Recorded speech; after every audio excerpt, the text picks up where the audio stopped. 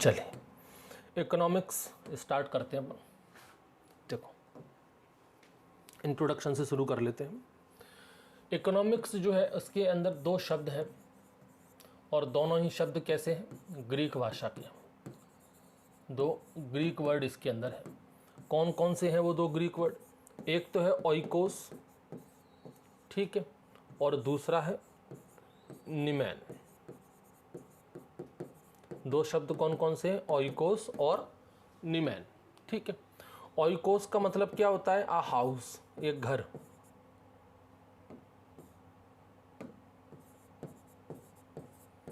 और निमैन का मतलब होता है टू मैनेज। तो इसकी डेफिनेशन क्या बन सकती है यहां से? मैनेजिंग अ हाउस होल्ड, आपको एक घर मैनेज करना है। बड़ा सिंपल सा है, देखो मैनेजिंग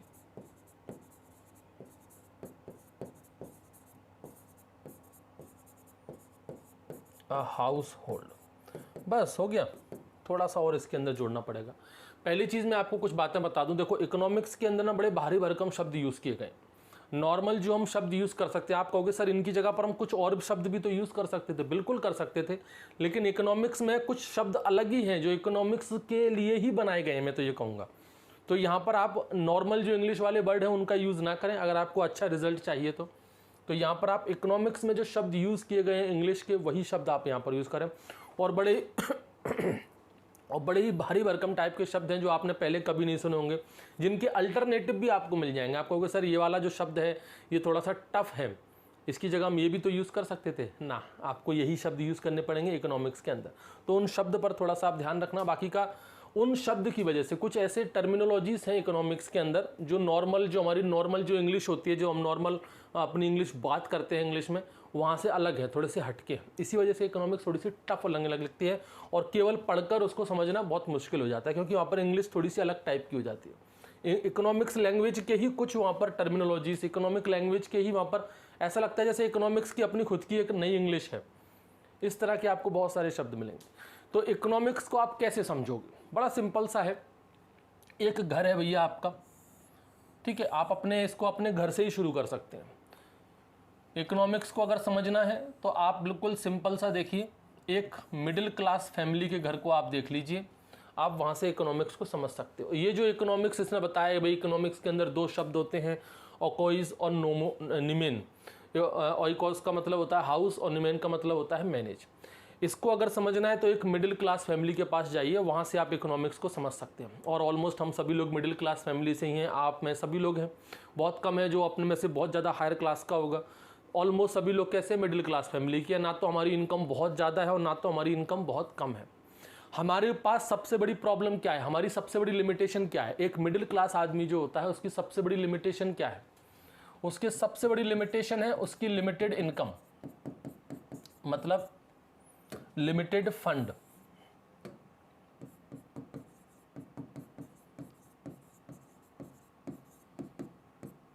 भाई हमने इकोनॉमिक्स में ये तो कह दिया, मैंने इकोनॉमिक्स में क्या कर दिया, मैनेजिंग अ हाउस होल्ड। तो घर को चलाना है, बस आपको घर को मैनेज करना है। लेकिन कंडीशन अप्लाई है वहां पर। कंडीशन क्या अप्लाई है?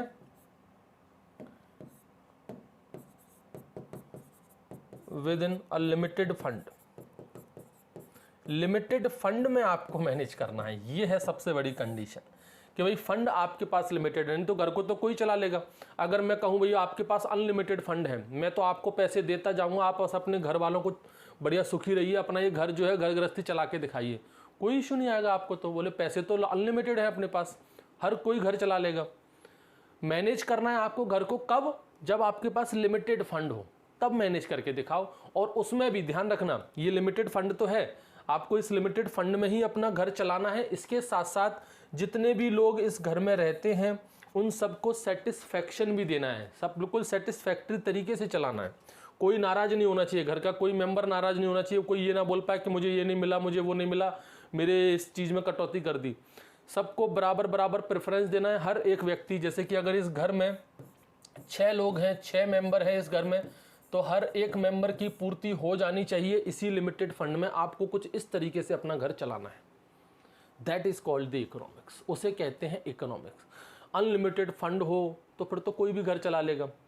लिमिटेड फंड, और हमेशा लिमिटेड ही होता है, अनलिमिटेड कभी नहीं मिलता। इवन आप गवर्नमेंट सेक्टर में भी देखोगे, गवर्नमेंट भी जब फंड रिलीज करती है, कहते हैं ना भाई एग्रीकल्चर सेक्टर के लिए हमने इतना फंड दे दिया, मेडिकल के लिए हमने इतना फंड दे दिया। हर साल अपना बजट जारी होता है ना, तो बजट क्या होता है अपना, वही फंड ही तो दे रहे हैं। तो हमने कहा भाई इंडिया के अंदर जो एग्रीकल्चर एक्टिविटी, मान लो गवर्नमेंट ने 500 करोड़ का फंड दे दिया, तो 500 करोड़ एक लिमिटेड है, अनलिमिटेड तो नहीं है। हालांकि 500 करोड़ बहुत बड़ी रकम है, लेकिन इंडिया लेवल पर बात करें तो 500 करोड़ कुछ भी नहीं है। 2 4 6 रिसर्च प्रोजेक्ट वगैरह स्टार्ट कर दिए तो 50 60 100 करोड़ तो उसी में खर्च हो जाएंगे। तो 500 करोड़ दिए हैं, तो 500 करोड़ अगर पूरे इंडिया लेवल पर देखा जाए तो वो बहुत लिमिटेड अमाउंट है। उसी लिमिटेड अमाउंट में आपको पूरा एग्रीकल्चर चलाना है साल भर तक, जब तक कि अगला बजट ना आ जाए, और सेटिस्फैक्ट्री तरीके से चलाना है। उस एग्रीकल्चर सेक्टर में जितने भी लोग काम करेंगे उनकी कोई शिकायत नहीं आनी चाहिए। सेम वही पैटर्न, वो बड़े लेवल पर बात हो गई, यहाँ पर आप छोटे लेवल से समझो। आप अपने घर गृहस्थी से ही समझ लो कि भाई मेरे घर के अंदर 6 मेंबर हैं और मेरे पास लिमिटेड फंड है। अब इस लिमिटेड फंड में मुझे अपना पूरा घर मैनेज करना है और इन सभी की सभी मेंबर्स को सेटिस्फाई भी रखना है। तो यहाँ पर हमको क्या करना है, managing a house hold with in a limited fund in a satisfactory manner, और कह सकते हैं most satisfactory manner, in a most satisfactory manner. ठीक है, जहां तक पॉसिबल हो वहां तक। समझ गए, इसी को कहते हैं इकोनॉमिक्स। तो ये इकोनॉमिक्स हमने एक छोटे से घर पर अप्लाई किया है, इसी इकोनॉमिक्स को आप इंडस्ट्री में अप्लाई कर दो। फॉर एन एग्जांपल, जैसे कि मान लो आपका एक कॉलेज है, इसको एक बड़े लेवल पे चलते हैं। मान लो आपका एक कॉलेज है,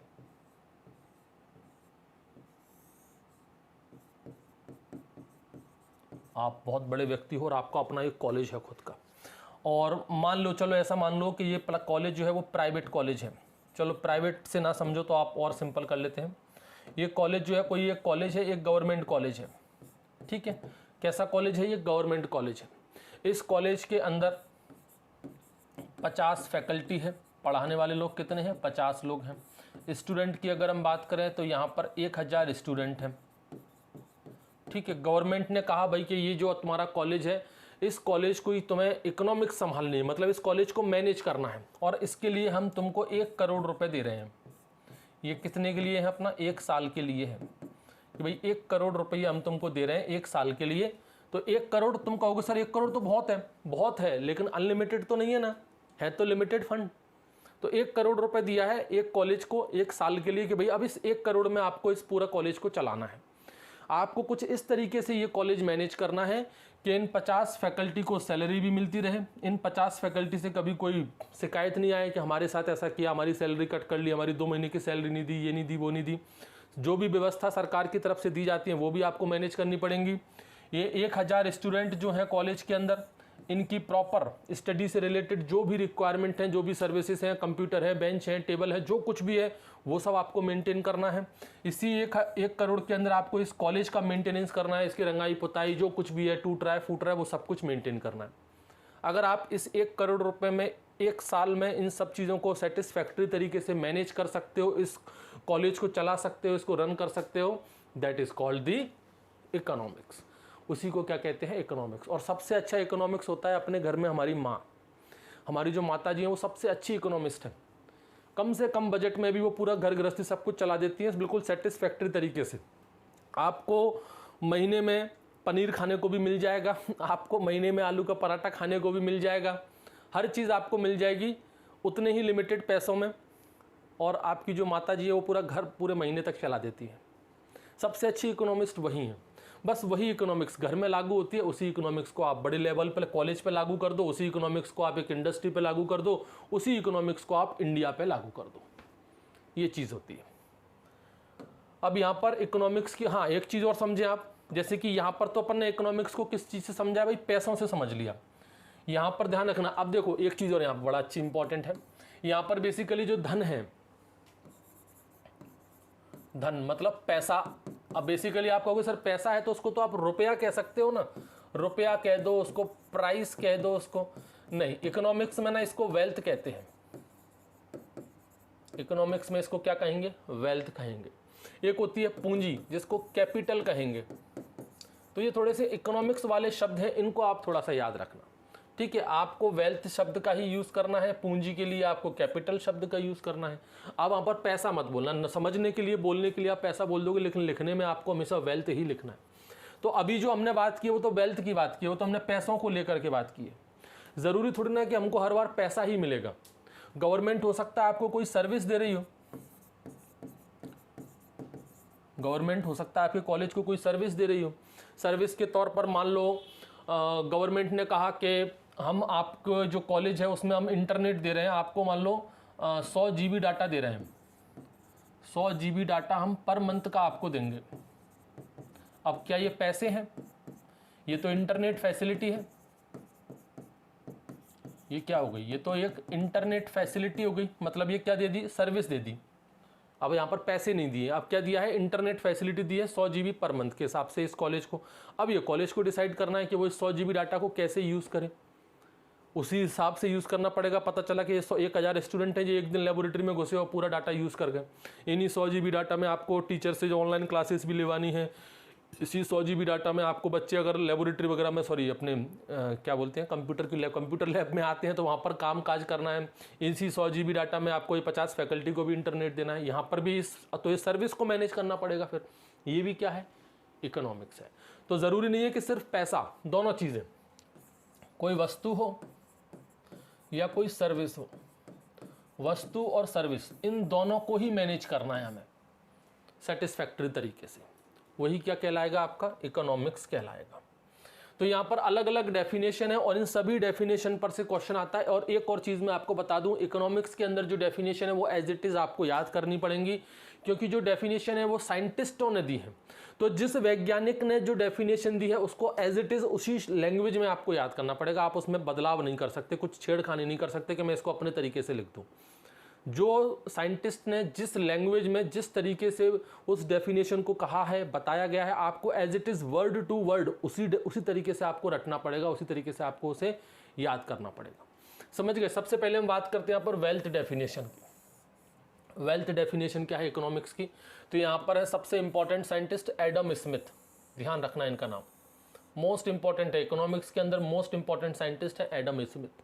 इन्होंने क्या कहा? इन्होंने इकोनॉमिक्स को कैसे डिफाइन किया? इन्होंने कहा economics is the science of wealth. Economics क्या है? वेल्थ की एक साइंस है। Economics is a science of wealth. Simple सा है। डायरेक्ट इस सेंटेंस पर कई बार क्वेश्चन आया कि भाई economics is a science of wealth, ये किसने कहा है? एडम स्मिथ ने कहा है। किस किताब के अंदर, कहाँ से मिलता है ये सोर्स? इनकी एक किताब है, उस किताब के ऊपर भी क्वेश्चन आया है। और वो बुक कौन सी है? An inquiry into the nature and causes of wealth of the wealth of nation, an inquiry into the nature and causes of wealth of nation। ये इनकी बुक है, ध्यान रखना, ये किताब का नाम है। इसी किताब के अंदर एडम स्मिथ ने इस डेफिनेशन को बताया है। एडम स्मिथ बहुत सारी चीज़ें हैं। एडम स्मिथ ने इसको पॉलिटिकल इकोनॉमी भी कहा है। अब इसको थोड़ा सा ध्यान से समझना। पॉलिटिकल इकोनॉमी इन्होंने कहा है, लेकिन पॉलिटिकल इकोनॉमी को डिफाइन नहीं किया है।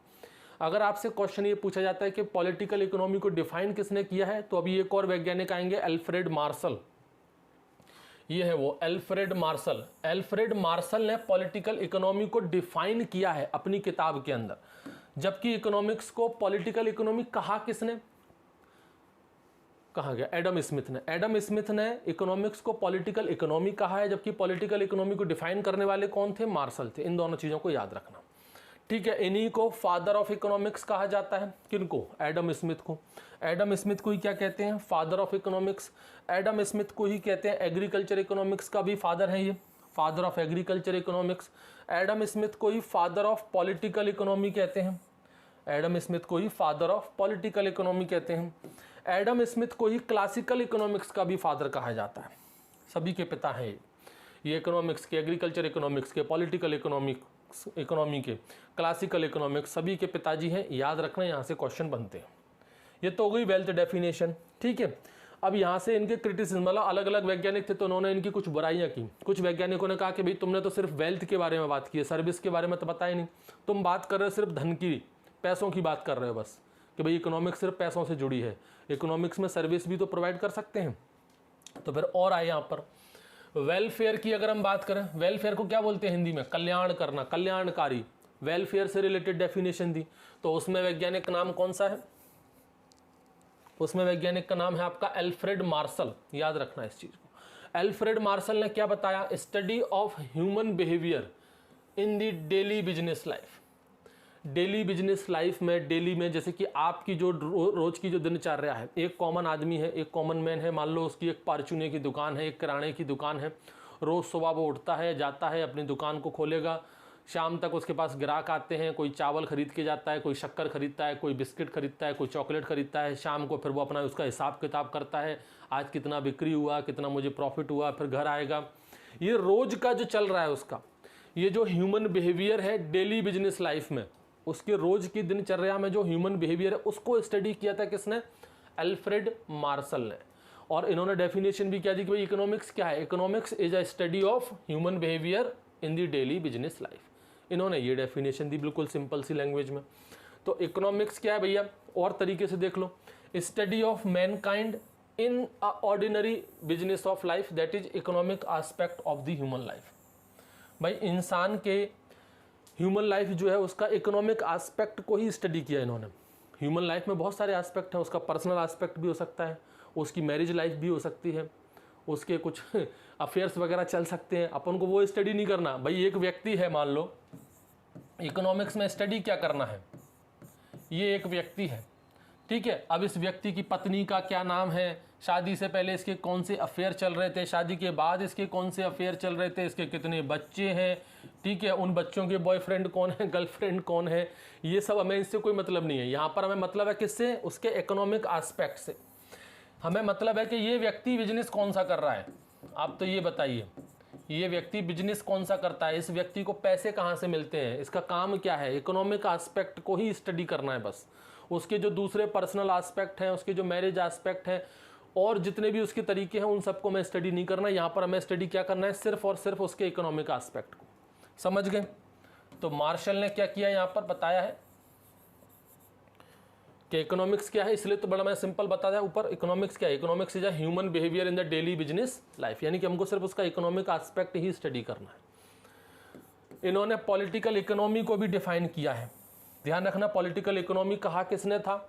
एडम स्मिथ ने। लेकिन पॉलिटिकल इकोनॉमी डिफाइन किसने किया है? अपनी किताब है प्रिंसिपल ऑफ इकोनॉमिक्स। ये किताब किसकी है? मार्शल की।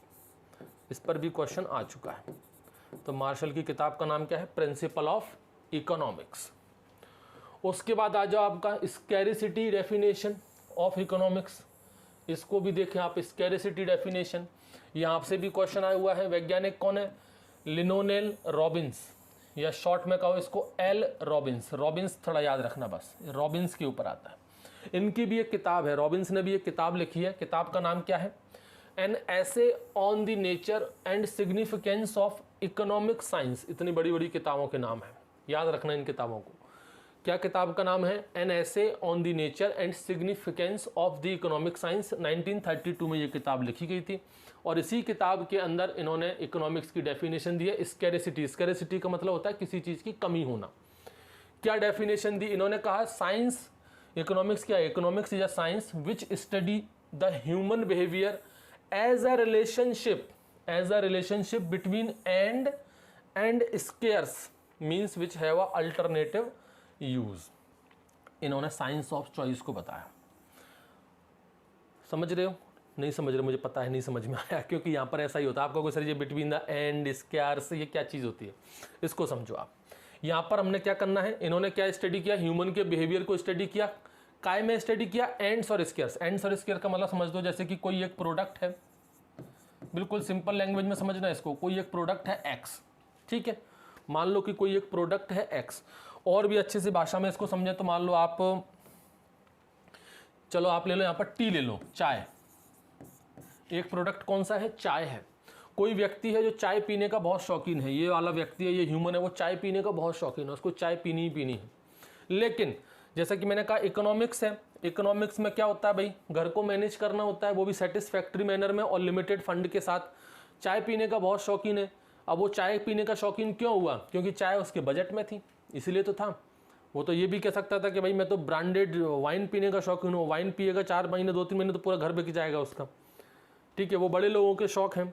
ये चाय पीने का शौकीन है क्योंकि चाय जो है वो उसके बजट में थी। ऐसा हुआ कि भाई चाय की कीमतें बढ़ गई। चाय की कीमतें क्या हो गई? बहुत ज़्यादा बढ़ गई।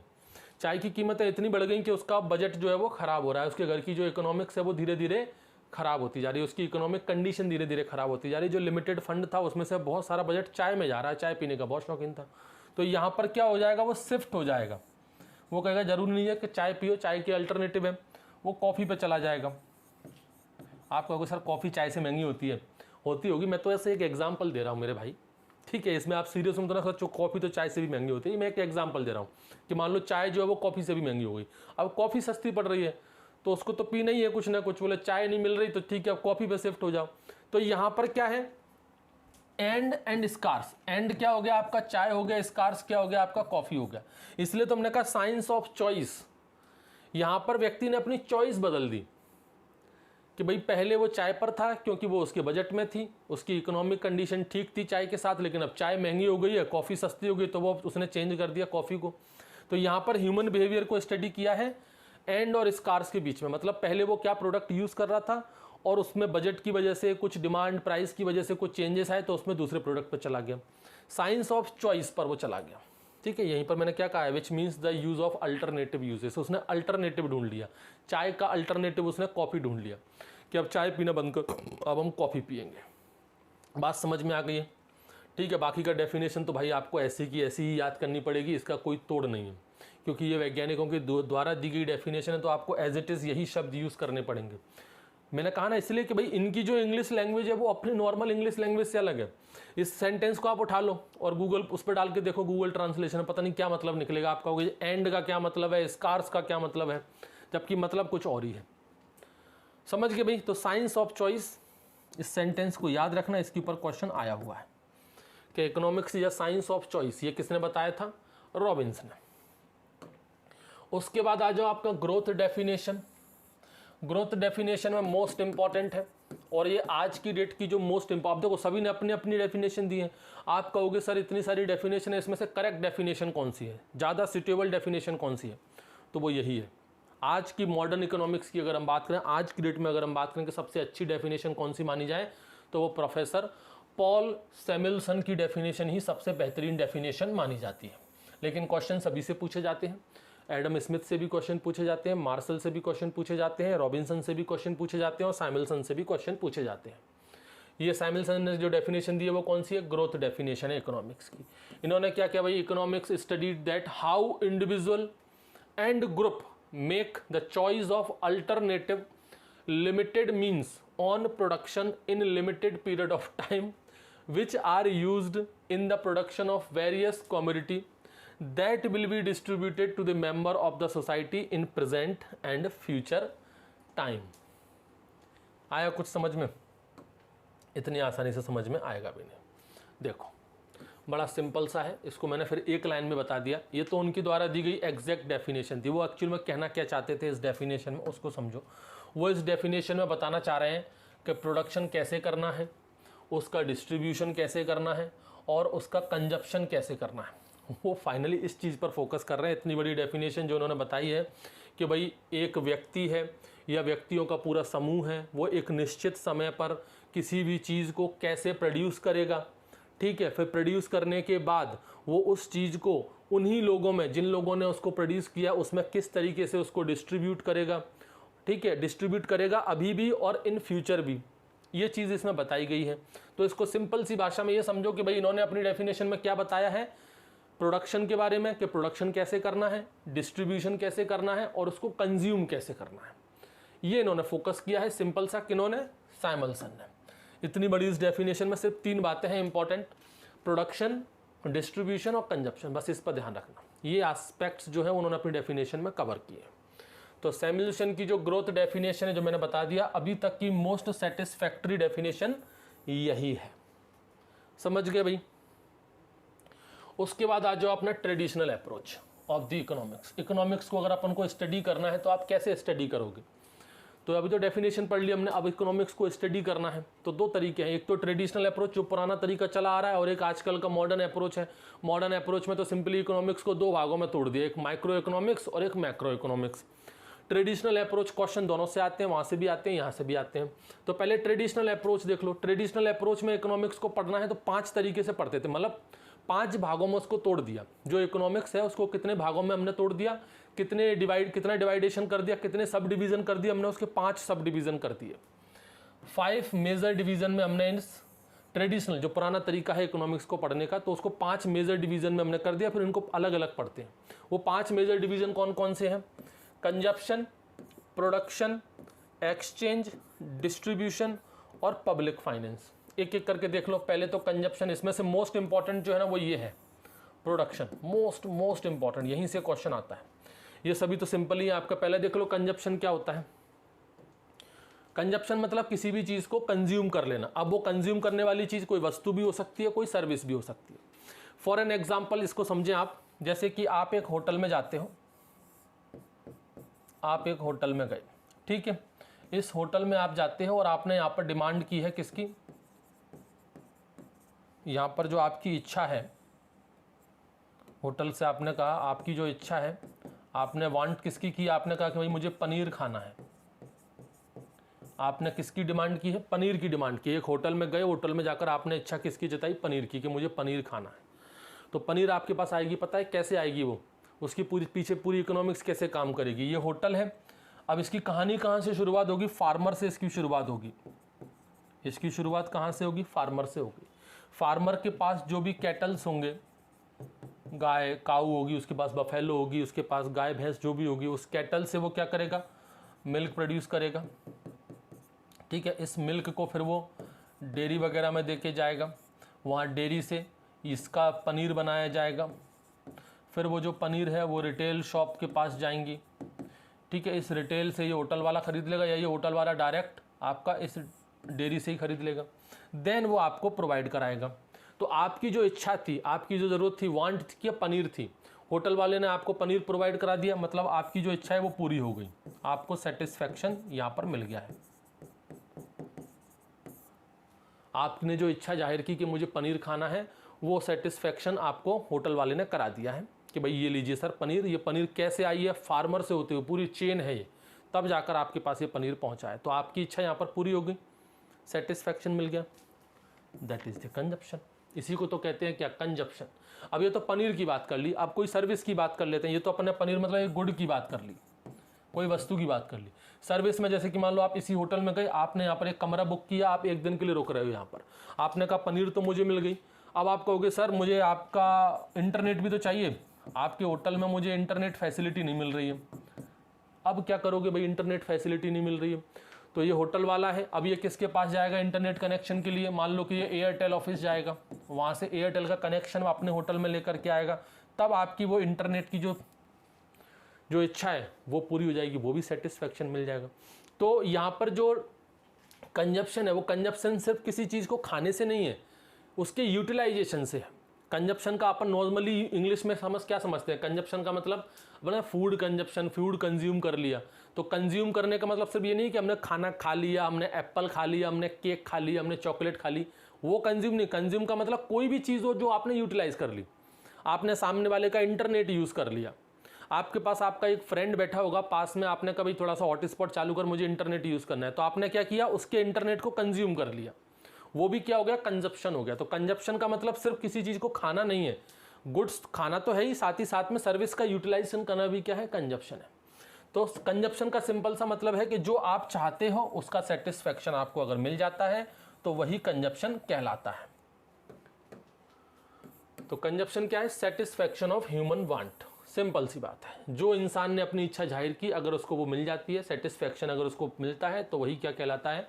कंजप्शन कहलाता है। Through the use of goods and service is called consumption.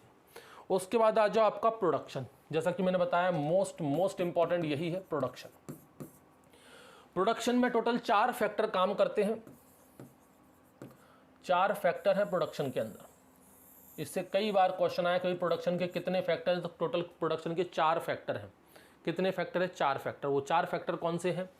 Land, labour, capital और ऑर्गेनाइजेशन। कई जगह पर इसी ऑर्गेनाइजेशन को आपको एंटरप्राइज भी लिखा हुआ मिल जाएगा, तो एक ही बात है, कंफ्यूज मत होना, ऑर्गेनाइजेशन एंटरप्राइज एक ही बात है। तो लैंड, लेबर, कैपिटल और ऑर्गेनाइजेशन। और कई जगह पर आपको ये दोनों अलग अलग भी मिल जाएंगे, कई जगह पर 5 फैक्टर दे दिए, 5 नहीं है 4 ही फैक्टर है। लैंड, लेबर, कैपिटल और ऑर्गेनाइजेशन, ये 4 फैक्टर हैं। इन चारों के बिना आप प्रोडक्शन नहीं कर सकते, नामुमकिन। जैसे कि एक किसान है, इस किसान को प्रोडक्शन करना है, ठीक है, इसको करना है क्या, प्रोडक्शन। प्रोडक्शन क्या क्या करना है, मान लो इसको पैडी का प्रोडक्शन करना है, पैडी का प्रोडक्शन करना है, तो ये 4 चीज़ें तो उसको चाहिए चाहिए। इनमें से अगर एक भी चीज़ नहीं रही तो ये प्रोडक्शन नहीं कर पाएगा। ये 4 फैक्टर हैं जो काम करते हैं प्रोडक्शन में। पहला फैक्टर क्या है, लैंड।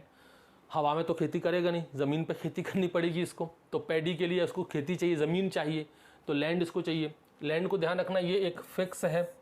ये कैसा फैक्टर है, फिक्स फैक्टर है।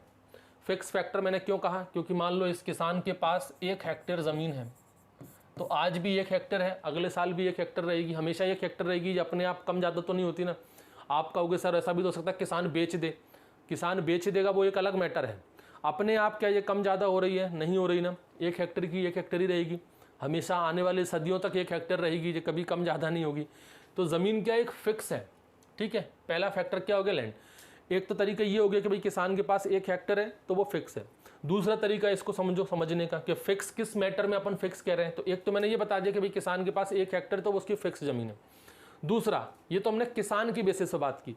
अगर मैं पूरे इंडिया लेवल पे बात करता हूँ, अगर मैं कहूँ पूरे इंडिया लेवल की बात करें कि भाई इंडिया की अपन बात करें, तो इंडिया के अंदर अगर मैं कहूँ कि भाई जो नेट कल्टीवेटेड एरिया है वो लगभग अपना 144-145 मिलियन हेक्टेयर है, इतना है आपका।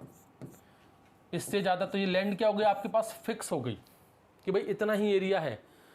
आपको प्रोडक्शन मान लो आपको बढ़ाना है। वैसे इंडिया के पास लगभग 329 मिलियन हेक्टेयर एरिया है। टोटल ज्योग्राफिकल एरिया इंडिया का कितना है, 329 मिलियन हेक्टेयर। आप चाहकर भी पूरे 329 मिलियन हेक्टेयर एरिया में खेती नहीं कर सकते। अगर सभी जगह खेती कर दोगे तो रोड कहाँ बनेगी, बिल्डिंग कहाँ बनेगी, आप कहाँ रहोगे। ये एक फिक्स चीज़ है कि भाई खेती करने के लिए आपके पास 144 मिलियन हेक्टेयर एरिया है। इसमें आप चेंजेस ला सकते हो, लेकिन वो चेंजेस बहुत लंबे समय बाद आएगा। 144 से आप थोड़ा बहुत और खेती इसमें बढ़ाओगे, और आजकल थोड़ा बहुत कम ही हो रहा है, ठीक है। तो लैंड क्या है, एक फिक्स है, फिक्स रिसोर्सेस है, इसको आप ज़्यादा बदलाव इसके अंदर नहीं ला सकते। तो एक तरीका तो ये है कि ब्रॉड लेवल पर समझ लो, एक तरीका ये है कि एक छोटे से किसान के लेवल पर समझ लो। तो लैंड क्या है आपका, ये जो फैक्टर है वो एक फिक्स फैक्टर है। दूसरा हम बात करें यहाँ पर लेबर की, ये है most important. Labour most important इसलिए है क्योंकि ये एक एक्टिव फैक्टर है, मोस्ट एक्टिव फैक्टर। अगर किसान को खेती करनी है तो उस खेती करने में जो सबसे ज़्यादा प्रॉब्लम क्रिएट होने वाली है वो इस लेबर की वजह से ही क्रिएट होने वाली है। ये एक एक्टिव फैक्टर है। फॉर एन एग्जांपल समझो, जैसे कि आपने इस साल खेती की, इस साल आपने कल्टीवेशन किया, आपने जो लेबर का यूज़ किया, मान लो उसका खर्चा 20,000 रुपये आया। क्या ये ज़रूरी है कि अगले साल भी 20,000 रुपये ही आएगा? बिल्कुल भी ज़रूरत नहीं है, ऐसा हो ही नहीं सकता। भाई मान लो इस साल हो सकता है आपको 20 लेबर अवेलेबल हो गई, कितनी 20 लेबर अवेलेबल हो गई, और इनके ऊपर आपका 20,000 रुपये का खर्चा आया है। ज़रूरी नहीं है कि अगले साल आपको फिर से 20 लेबर ही मिल जाए, क्योंकि ये एक एक्टिव फैक्टर हो सकता है। कुछ लोग काम करने से मना कर दें, कुछ लोग काम करने आए ही ना, और जो लोग काम करने आए वो अब हो सकता है कि अपने पैसों की डिमांड बढ़ा दें। पहले ये डिमांड कर रहे थे 1,000 रुपये पर डे के हिसाब से, अब ये डिमांड करें कि हमको तो 1,500 रुपये पर डे के हिसाब से चाहिए। तो आपका यहाँ पर कॉस्ट ऑफ कल्टीवेशन भी यहाँ पर बढ़ जाएगा। ये एक एक्टिव फैक्टर है। आपके प्रोडक्शन में जो वेरिएशन आएगा, भाई कॉस्ट ऑफ कल्टीवेशन में जो खर्चा आपका इस साल प्रोडक्शन करने में आ रहा है, ज़रूरी नहीं है कि सेम टू सेम खर्चा अगले साल भी आ जाएगा। उस खर्चे में जो कॉस्ट आपकी लग रही है, जैसे मान लो आपने आज इस साल 1 हेक्टेयर में आपने गेहूं किया है, मान लो आपके पास 40 कुंटल गेहूं हो गया और खर्चा आया 50,000 रुपये का। तो ज़रूरी नहीं है कि अगले साल भी आप प्रोडक्शन तो मान लो 1 कुंटल ले आओगे, लेकिन प्रोडक्शन जो आपने पहले 50,000 रुपये थे, हो सकता है वो 50,000 से अब 80,000 रुपये हो जाए। तो वहाँ पर ये 80,000 का डिफरेंस कैसे हो गया, ये 50 से 80,000 तक कैसे पहुँच गए, 30,000 का डिफरेंस कैसे आया? वो डिफरेंस में सबसे बड़ा कारण हो सकता है ये लेबर। और ये भी हो सकता है कि वो आपका डिफरेंस कम हो जाए। हो सकता है इस बार लेबर महंगी हो, अगले साल तक लेबर सस्ती हो जाए। जो आपको 1,000 रुपये पर डे में लेबर मिल रही थी, वो आपको 800 रुपये पर डे में मिलना शुरू हो जाए। तो आपका कॉस्ट ऑफ कल्टीवेशन कम भी हो सकता है, कॉस्ट ऑफ कल्टीवेशन बढ़ भी सकता है। तो ये एक एक्टिव फैक्टर है, ठीक है। इसको ध्यान रखना। इसके ऊपर क्वेश्चन आता है कि इन चारों में से सिंपल सा पूछ लेते हैं कि जो फैक्टर प्रोडक्शन फैक्टर है उसमें से एक्टिव फैक्टर कौन सा है, तो वो है लेबर। दूसरा है आपका कैपिटल। ये एक पैसिव फैक्टर है। कैपिटल का मतलब हो गया आपकी पूंजी। जैसे कि मान लो एक किसान ने खेती करनी है, तो किसान को खेती करने के लिए पैसों की जरूरत पड़ेगी। पैसों की जरूरत पड़ेगी तो उसके पास बहुत सारी चीज़ें, केवल पैसे नहीं और भी बहुत सारी चीज़ें, पैसों की जरूरत पड़ेगी तो वो किसान जो होगा वो बैंक से लोन ले लेगा, केसीसी से लोन ले लेगा, उस पर खेती करेगा, ठीक है। उसके पास मान लो कोई ट्रैक्टर है, वो भी तो उसकी पूंजी है, वो ट्रैक्टर का यूटिलाइजेशन कर लेगा। उसके पास मान लो प्लाऊ वगैरह है तो प्लाऊ का यूज़ करेगा। ये सारी चीज़ें उसकी पूंजी हैं। ये सब काय में आती हैं, पैसिव फैक्टर में आती हैं। ये उतना ज़्यादा अफेक्ट नहीं करती जितना ज़्यादा लेबर पहुंचाती है। ठीक है, इसमें भी बदलाव होते हैं, चेंजेस होते हैं, पर उतना ज़्यादा नहीं होते। यहाँ पर एक पॉइंट याद रखना, अब तो इनसे क्वेश्चन आने बंद हो गए, पहले बड़े क्वेश्चन पूछे जाते थे। इस तरह के सेंटेंस से बहुत क्वेश्चन बनते थे कि भाई all the capital is wealth but all wealth is not capital. जितनी भी कैपिटल है वो क्या है, धन है, लेकिन सभी धन कैपिटल, सभी धन पूंजी नहीं है। जैसे ट्रैक्टर है तो ट्रैक्टर क्या है, आपका एक धन है, लेकिन आपका जो पैसा है वो ट्रैक्टर नहीं है। कितना गंदा एग्जाम्पल दिया मैंने, ठीक है। All the capital is wealth but all the wealth is not capital. Wealth और कैपिटल में फर्क मैंने आपको बताया। वेल्थ का मतलब धन, कैपिटल का मतलब पूंजी। धन का मतलब हो गया यहाँ पर सिंपल पैसों से, और पूंजी का मतलब हो गया आपके पास कुछ भी हो सकता है। आपके पास पैसे भी हो सकते हैं, आपके पास आपका प्रॉपर्टी हो सकती है, ज़मीन हो सकती है, घर हो सकता है, ट्रैक्टर हो सकता है, जो भी आपके पास हो वो पूंजी है। और चौथी चीज़ है यहाँ पर ऑर्गेनाइजेशन या फिर एंटरप्राइज। भाई जो किसान है, जो किसान खेती कर रहा है, वो किसान क्या है, एक ऑर्गेनाइजेशन ही तो है। इस किसान की जो फैमिली है वो पूरी फैमिली मिलजुल कर खेती कर रही है, तो ये किसान की जो फैमिली है वो क्या है, एक ऑर्गेनाइजेशन है, एक एंटरप्राइज है। अच्छा, अब बात करते हैं यहाँ पर एक्सचेंज। एक्सचेंज को समझिए, हर चीज़ सिर्फ कंजप्शन के लिए नहीं होती। हमने जैसे कि मान लो मैंने 50 हेक्टर कितना बड़ा डाटा बोल दिया, मान लो 10 हेक्टेयर, मान लो कि 10 हेक्टेयर है, मान लो, ठीक है। इन 10 हेक्टेयर में मैंने गेहूं उत्पादन किया है, वीट का कल्टीवेशन किया है, तो 10 हेक्टेयर में जितना मुझे गेहूं मिलेगा, क्या मैं सबका सब सेल्फ कंज्यूम कर लूँगा क्या? इतना भूखा तो मैं नहीं हूँ, ना ही मेरे परिवार वाले हैं कि 10 हेक्टेयर में जो गेहूं किया वो पूरा की पूरा खुद ही कंज्यूम कर लें। इस गेहूं को हम लोग मार्केट में भी बेचेंगे।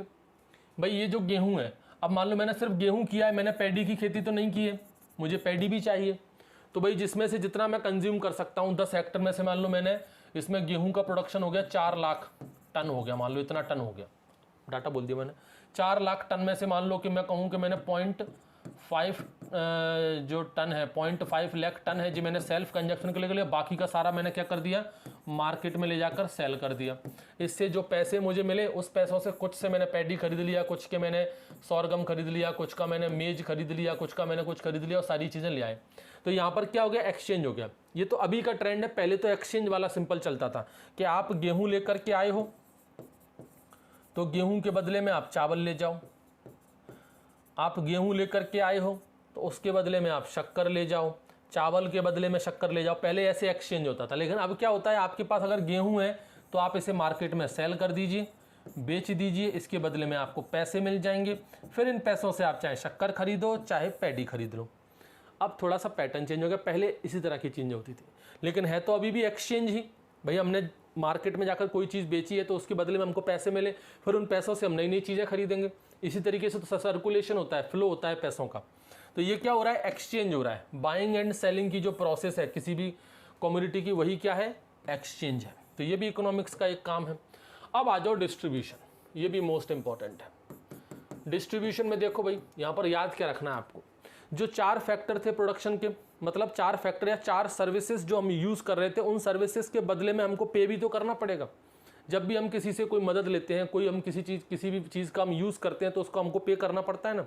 जैसे फॉर एन एग्जांपल यूट्यूब है, यूट्यूब पर मैं अपने वीडियो अपलोड करता हूँ, तो यूट्यूब पर मैं वीडियो अपलोड करें तो यूट्यूब क्या पागल है जो अपने वीडियो को फ्री में अपलोड करवा रहा है? यूट्यूब भी तो भैया एक कंपनी है, वो भी तो अपना घर परिवार चलाएगी। कैसे चलाएगी? आप जो वीडियो उसके यूट्यूब पर अपलोड करोगे, यूट्यूब क्या करेगा, उन वीडियो पर एडवर्टाइजमेंट दिखाएगा, ठीक है। उस एडवर्टाइजमेंट में कुछ पैसा आपको दे देगा, कुछ वो रख लेगा। और अगर आपने मान लो अगर आप चाहते हो कि नहीं मुझे पैसे नहीं दिखाने, तो अब यूट्यूब की एक नई पॉलिसी आ गई है कि आप भले चाहो भी कि भैया अब मैं मोनेटाइज नहीं करवाना चाहता अपने चैनल को, मैं चाहता हूं कि मेरे बच्चे ऐड ना देखें, फिर भी यूट्यूब ऐड दिखाएगा ही दिखाएगा। आप बंद रखो फिर भी यूट्यूब उस पर ऐड दिखाएगा। तो वो क्या हो रहा है, वहाँ पर जो सर्विस आप यूज़ कर रहे हैं उस सर्विस के बदले में कुछ आपको देना पड़ेगा, ठीक है। तो आप क्या कर रहे हो, यूट्यूब पर अपने वीडियो अपलोड कर रहे हो, तो यूट्यूब क्या कर रहा है, आपसे सर्विस ले रहा है। एक्चुअल में अपन यूट्यूब के लिए काम नहीं कर रहे हैं,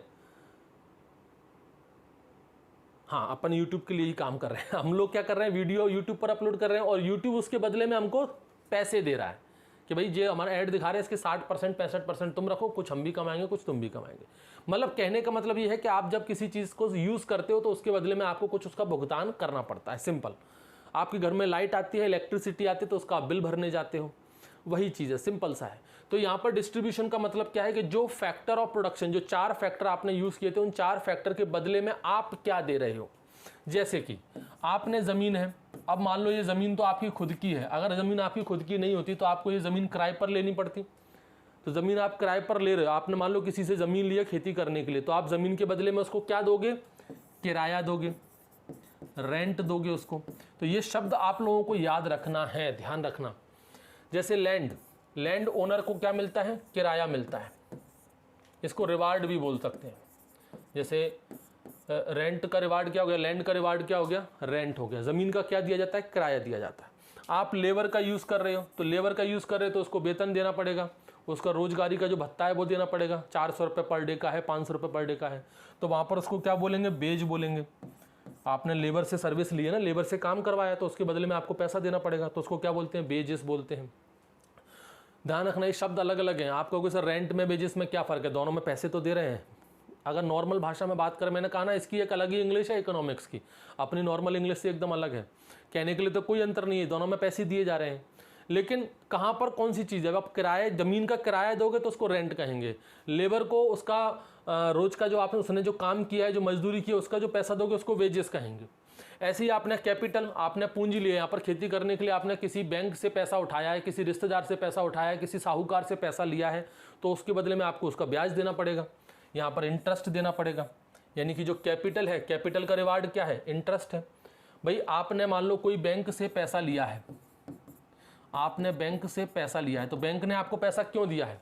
मान लो आपने बैंक से 1000 रुपये लिया है और आपने उसका 1000 का यूज़ किया और वापस बैंक को 1000 लौटा दिया, तो बैंक को इसमें मिला क्या, बैंक को क्या फ़ायदा हुआ। आपने बैंक से 1000 लिया, उसका पैसा भी यूज़ कर लिया और फिर उसको 1000 लौटा दिया, बैंक को मिला क्या इसमें। बैंक यहाँ पर क्या करता है, बैंक कहेगा 1000 तो मुझे चाहिए ही चाहिए, साथ में इस पर इंटरेस्ट भी तो चाहिए, मुझे ब्याज लगा के दूंगा भाई, ऐसे थोड़ी ना है, तभी तो मैं कमाऊंगा। तो जो इंटरेस्ट है वो किस पर मिलता है, कैपिटल पे मिलता है। और दूसरा है एंटरप्राइज, जो हम हैं खुद, किसान खुद, उसको क्या मिलेगा, उसको मिलता है प्रॉफिट। तो ये सभी चीज़ याद रखना कि रेंट लैंड पर दिया जाता है, वेजेस लेबर पर दिए जाते हैं, इंटरेस्ट कैपिटल पर दिया जाता है, प्रॉफिट एंटरप्रेन्योर पर दिया जाता है। इन्हीं सभी चीज़ों को कैलकुलेट करने को क्या कहते हैं, डिस्ट्रीब्यूशन कहते हैं। उसके बाद आ जाओ आपका पब्लिक फाइनेंस। पब्लिक फाइनेंस में क्या है, गवर्नमेंट कैसे पैसे लेती है, गवर्नमेंट मतलब अपन जो गवर्नमेंट है वो पब्लिक से पैसे कैसे निकालेगी और फिर पब्लिक में ही कैसे खर्च करेगी, ये होता है पब्लिक फाइनेंस। यहाँ पर क्या है भाई, पब्लिक रेवेन्यू और पब्लिक एक्सपेंडिचर, पब्लिक से कैसे पैसे लेना है और पब्लिक पर ही कैसे खर्च करना है। भाई पब्लिक से पैसे कैसे निकालोगे आप, एक गवर्नमेंट है वो पब्लिक से कैसे पैसे लेती है, टैक्स के फॉर्म में लेती है। टैक्स लगाओ, हर चीज़ में, वस्तुओं में टैक्स लगा दो। मान लो कोई व्यक्ति टैक्स नहीं भर रहा, तो क्या करें, चीज़ें महंगी कर दो, पेट्रोल पे टैक्स जोड़ दो, शक्कर पे टैक्स जोड़ दो, दाल पे टैक्स, खाने वाली चीज़ों पर टैक्स जोड़ दो, ऐसे पैसे निकालेगी। कहते हैं ना वो ब्लैक मनी। भाई लोग जो है वो टैक्स नहीं भरते, टैक्स नहीं भरते तो उसका असर कहाँ पड़ता है, सीधा सीधा। भाई मान लो कोई गवर्नमेंट है, गवर्नमेंट को पता है कि हमने इतना सारा पैसा, गवर्नमेंट को ये पता है कि भाई मार्केट में मान लो 1000 करोड़ रुपए है, मान लो मार्केट में जो है वो 100 करोड़ रुपए है, और गवर्नमेंट को मालूम है इन 100 करोड़ का मेरे पास कम से कम 5 करोड़ रुपए का टैक्स आना चाहिए, लेकिन नहीं आ रहा है। मान लो गवर्नमेंट के पास केवल 3 करोड़ का ही टैक्स आ रहा है, यानी 2 करोड़ का टैक्स उनके पास नहीं पहुंच रहा है। मतलब पब्लिक में से बहुत सारे लोग हैं जो टैक्स नहीं भर रहे हैं, जो 2 करोड़ का नहीं आ रहा है। तो पब्लिक, गवर्नमेंट क्या करेगी, इन 2 करोड़ को कैसे वसूल करेगी। आप लोग सीधे तरीके से टैक्स दे नहीं रहे, गवर्नमेंट क्या करेगी, चीज़ें महंगी कर देगी, पेट्रोल पे टैक्स और बढ़ा देगी, वहाँ से ये 2 करोड़ की वसूली कर लेती है। तो उसकी मार सबको झेलनी पड़ती है।